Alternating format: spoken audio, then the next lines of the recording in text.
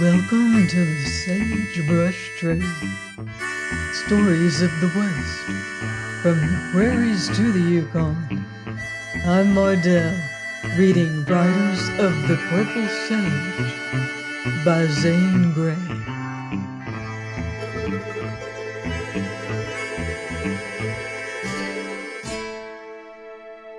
Chapter 13, Solitude and Storm.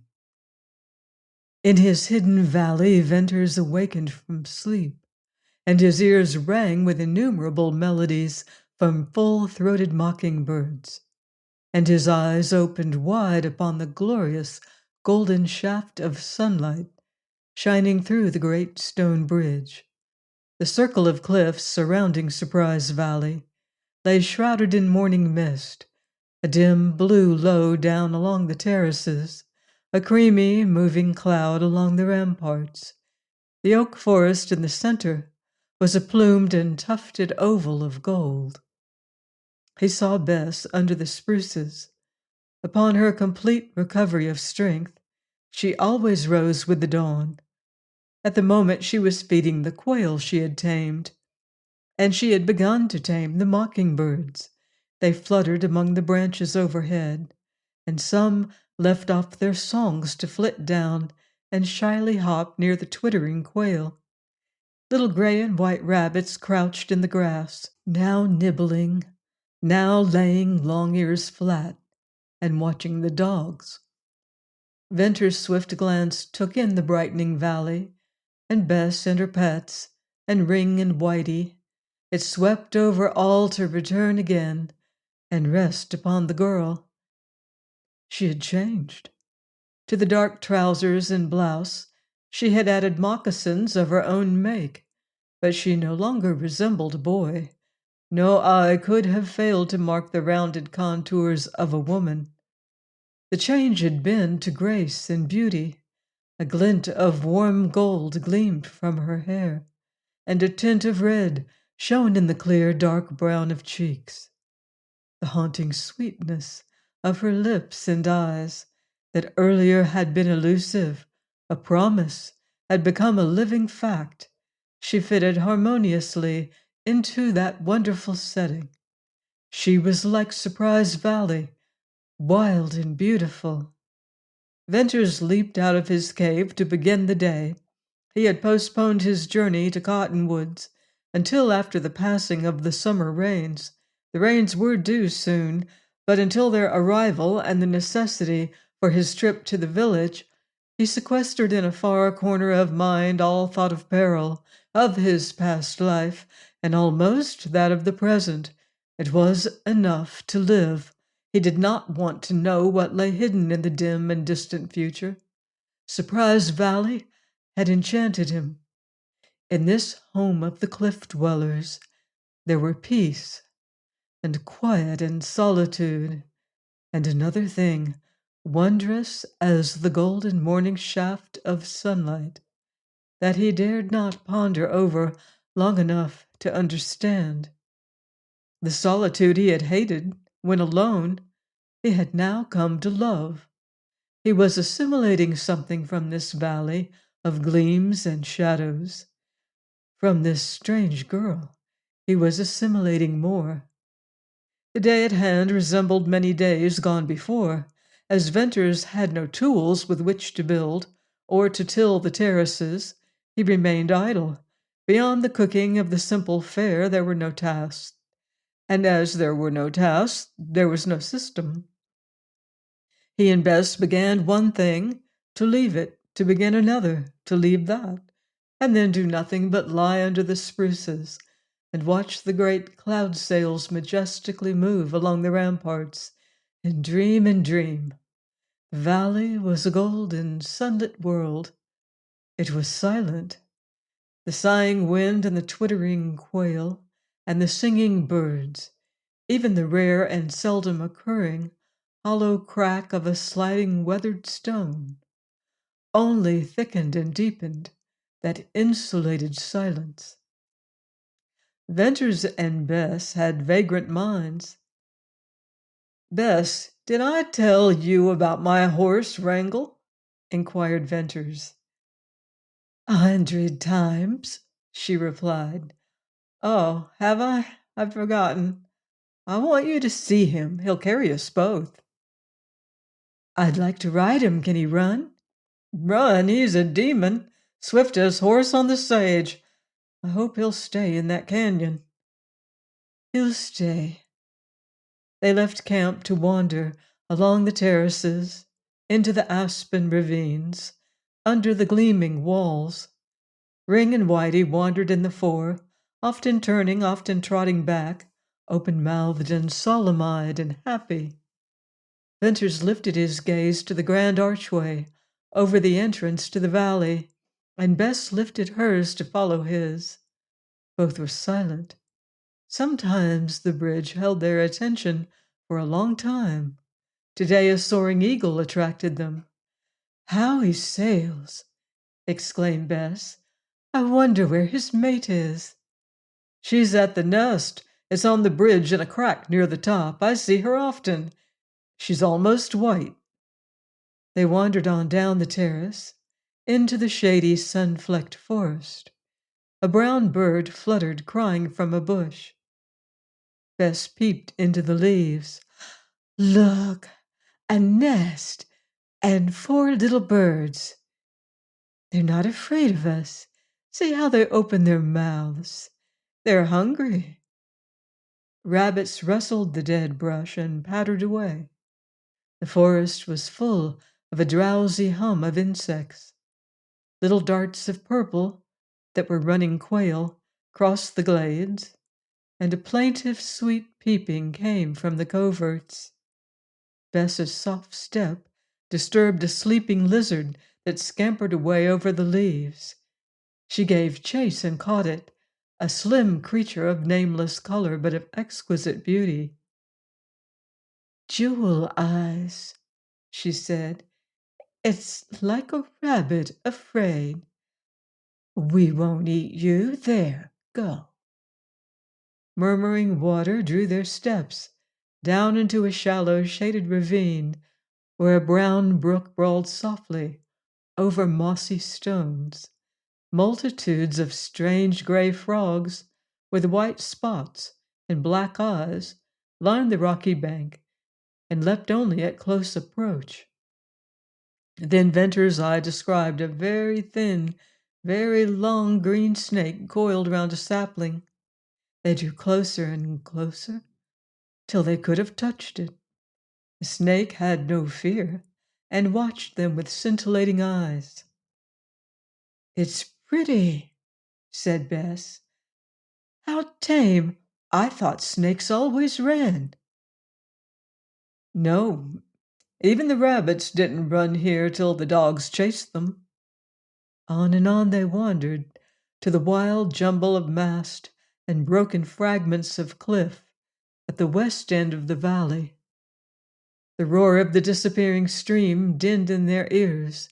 Into this maze of rocks they threaded a tortuous way, climbing, descending, halting to gather wild plums and great lavender lilies, and going on at the will of fancy. Idle and keen perceptions guided them equally. Oh, let us climb there, cried Bess, pointing upward to a small space of terrace left green and shady between huge abutments of broken cliff. And they climbed to the nook and rested, and looked out across the valley to the curling column of blue smoke from their campfire. But the cool shade and the rich grass and the fine view were not what they had climbed for. They could not have told, although whatever had drawn them was well satisfying. Light, sure-footed as a mountain goat, Bess powdered down at Venter's heels, and they went on, calling the dogs, eyes dreamy and wide, listening to the wind and the bees and the crickets and the birds. Part of the time Ring and Whitey led the way, then Venters, then Bess, and the direction was not an object. They left the sun-streaked shade of the oaks, brushed the long grass of the meadows, entered the green and fragrant swaying willows, to stop at length under the huge old cottonwoods, where the beavers were busy. Here they rested and watched. A dam of brush and logs and mud and stones backed the stream into a little lake. The round, rough beaver houses projected from the water. Like the rabbits, the beavers had become shy. Gradually, however, as Venters and Bess knelt low, holding the dogs, the beavers emerged to swim with logs and gnaw at cottonwoods and pat mud walls with their paddle-like tails, and glossy and shiny in the sun to go on with their strange, persistent industry. They were the builders.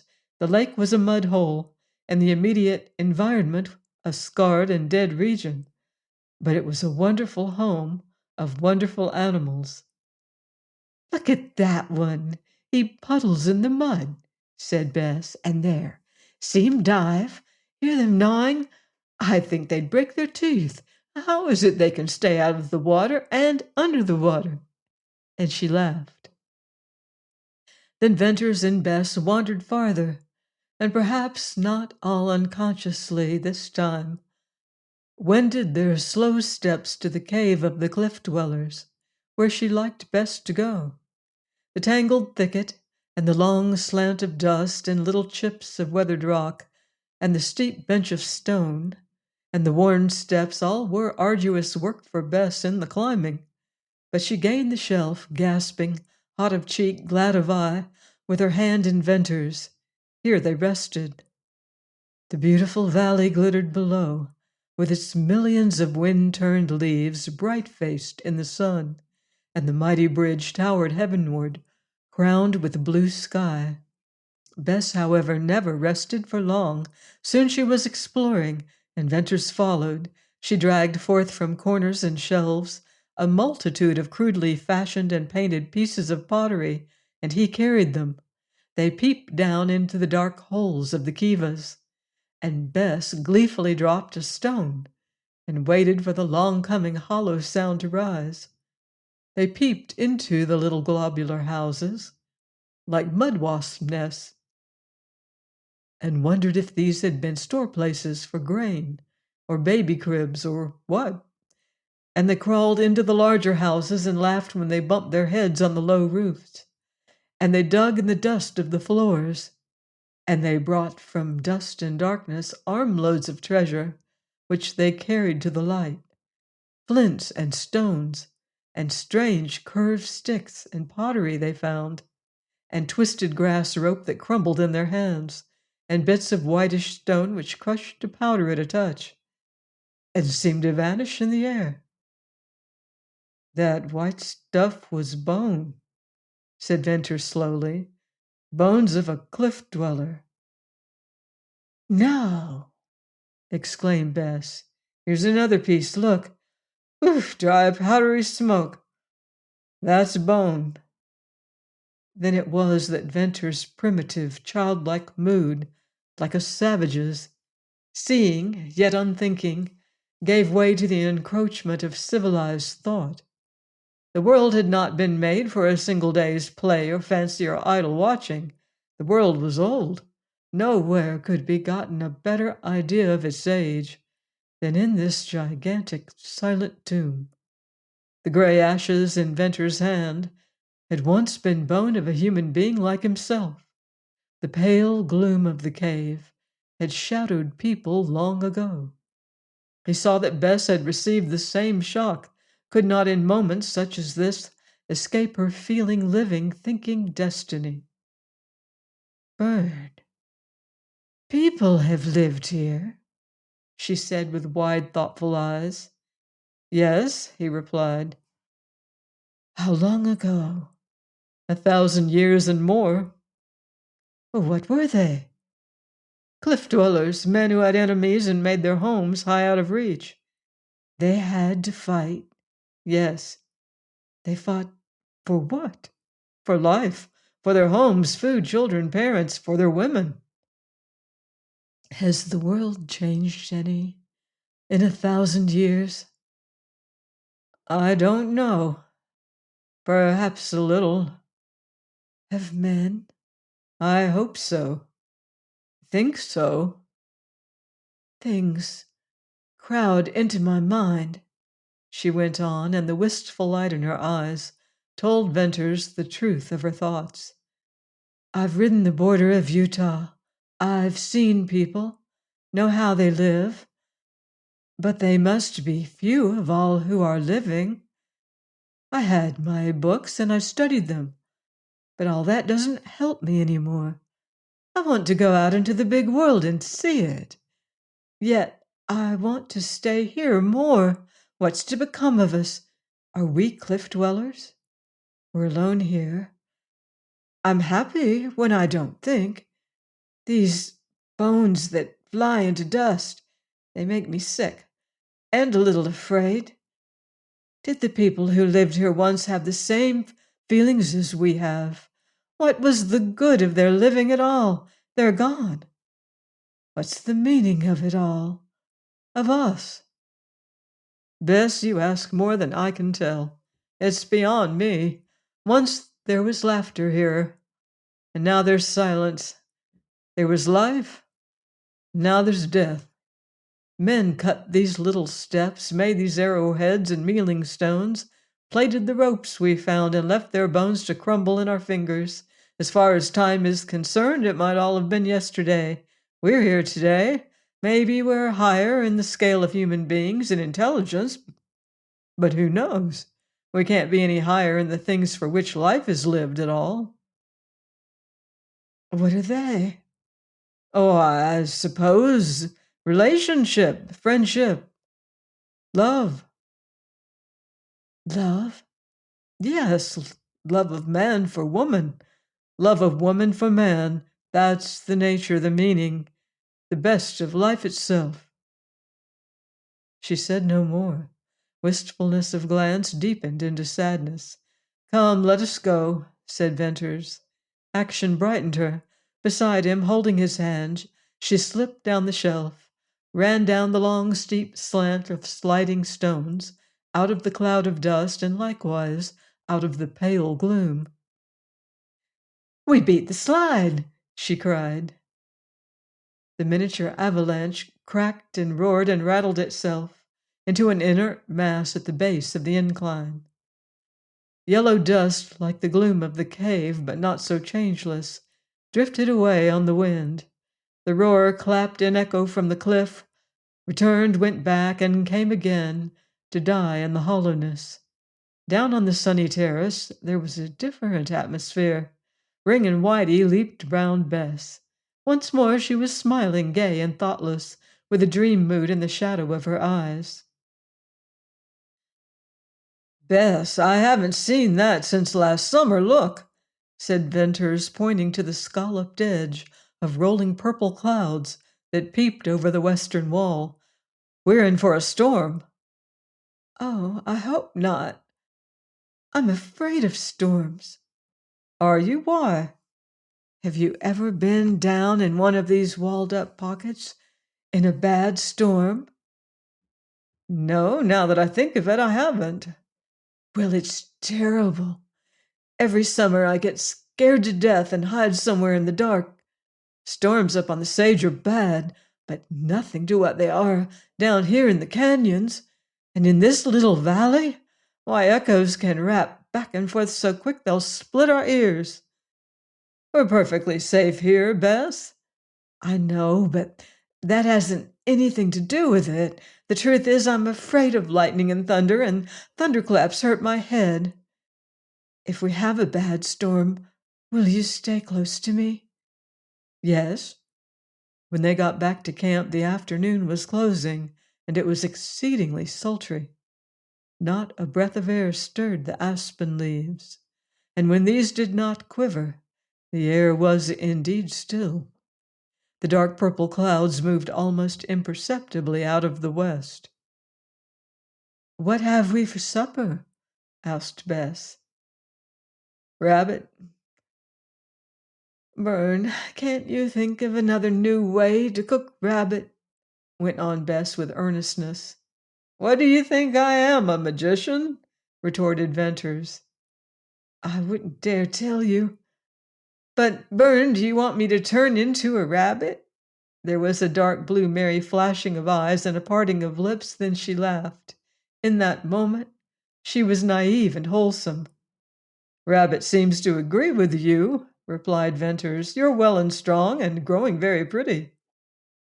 Anything in the nature of compliment he had never before said to her, and just now he responded to a sudden curiosity to see its effect. Bess stared as if she had not heard aright, slowly blushed, and completely lost her poise in happy confusion. I'd better go right away, he continued, and fetch supplies from Cottonwoods. A startlingly swift change in the nature of her agitation made him reproach himself for his abruptness. No, no, don't go, she said. I didn't mean that about the rabbit. I was only trying to be funny. Don't leave me all alone.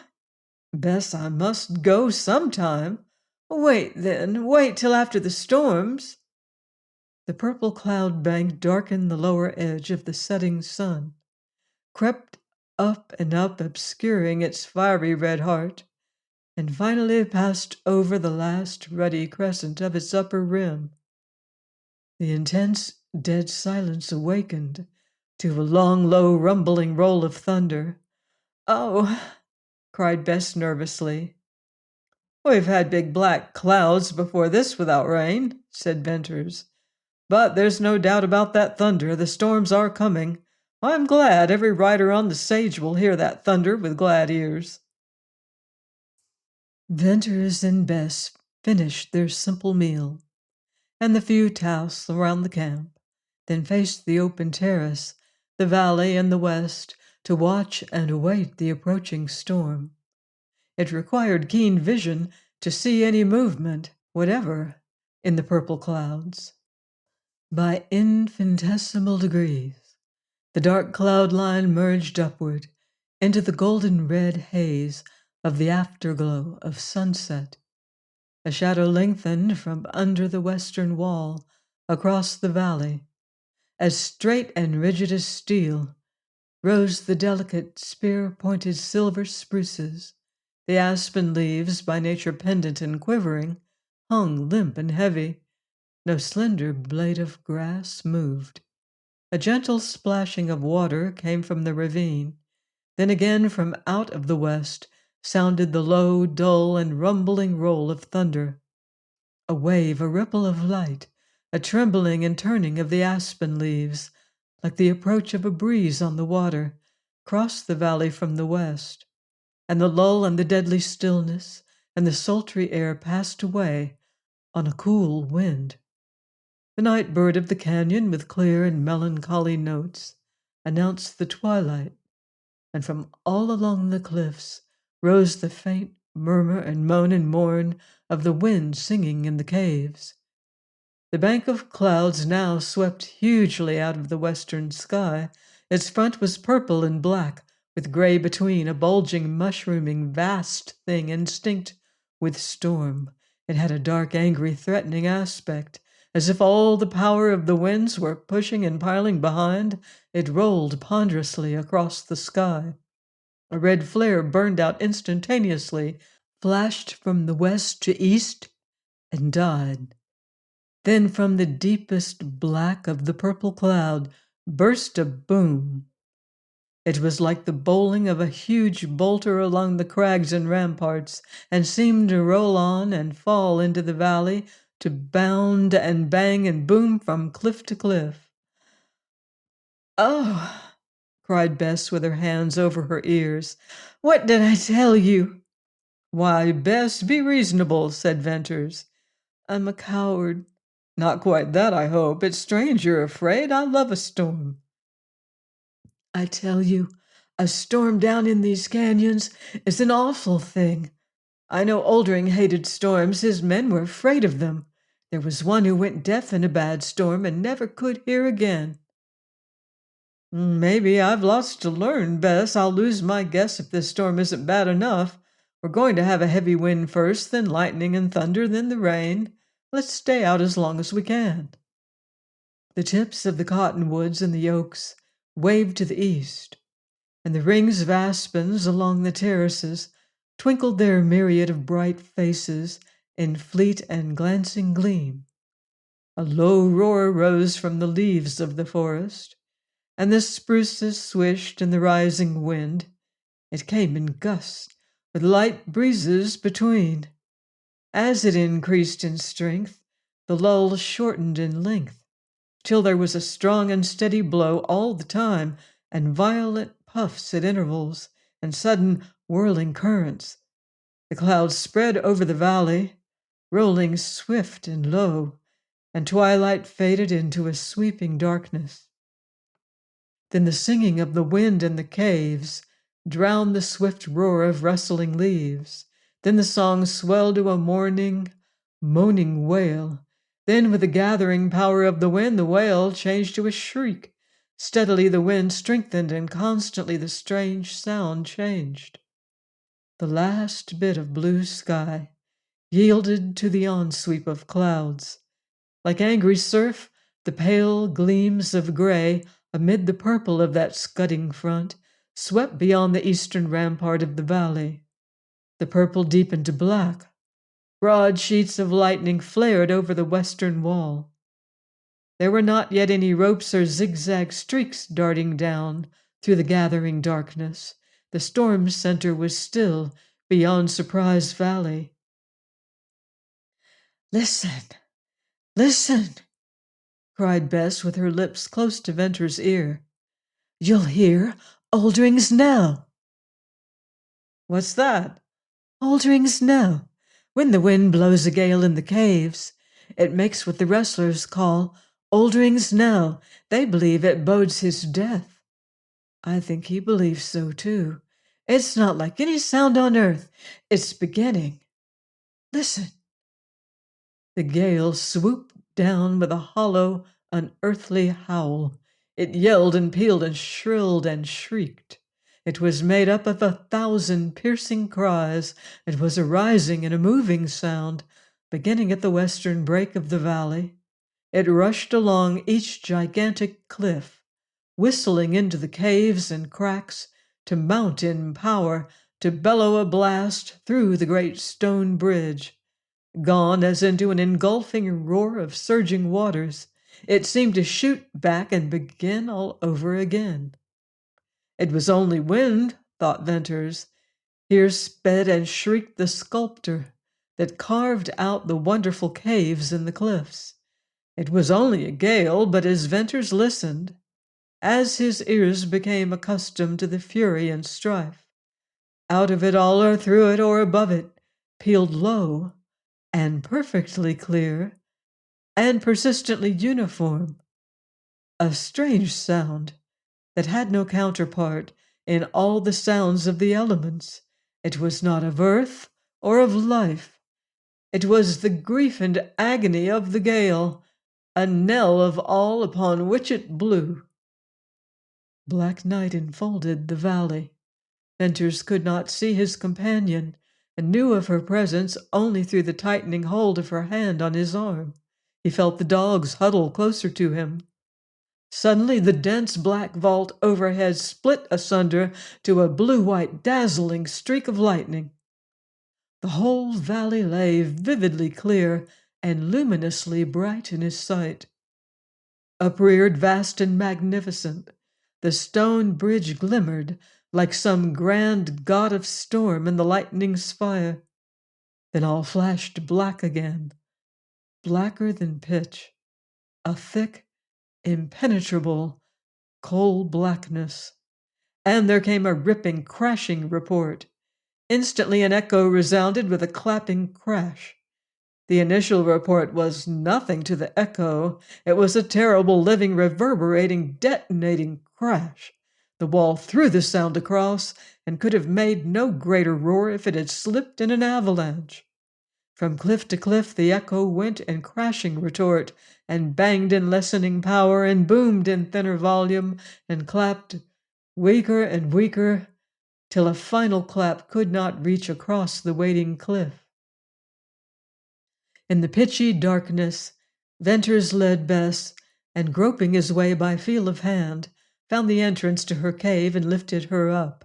On the instant, a blinding flash of lightning illumined the cave and all about him. He saw Bess's face, white now with dark, frightened eyes. He saw the dogs leap up, and he followed suit. The golden glare vanished, all was black. Then came the splitting crack and the infernal din of echoes. Bess shrank closer to him and closer, found his hands and pressed them tightly over her ears, and dropping her face upon his shoulder, hid her eyes. Then the storm burst, with a succession of ropes and streaks and shafts of lightning playing continuously, filling the valley with a broken radiance, and the cracking shots followed each other swiftly, till the echoes blended in one fearful, deafening crash. Venters looked out upon the beautiful valley, beautiful now as never before, mystic in its transparent, luminous gloom, weird in the quivering golden haze of lightning. The dark spruces were tipped with glimmering lights. The aspens bent low in the winds as waves in a tempest at sea. The forest of oaks tossed wildly and shone with gleams of fire. Across the valley, the huge cavern of the cliff dwellers yawned in the glare, every little black window as clear as at noonday. But the night and the storm added to their tragedy. Flung arching to the black clouds, the great stone bridge seemed to bear the brunt of the storm. It caught the full fury of the rushing wind. It lifted its noble crown to meet the lightnings.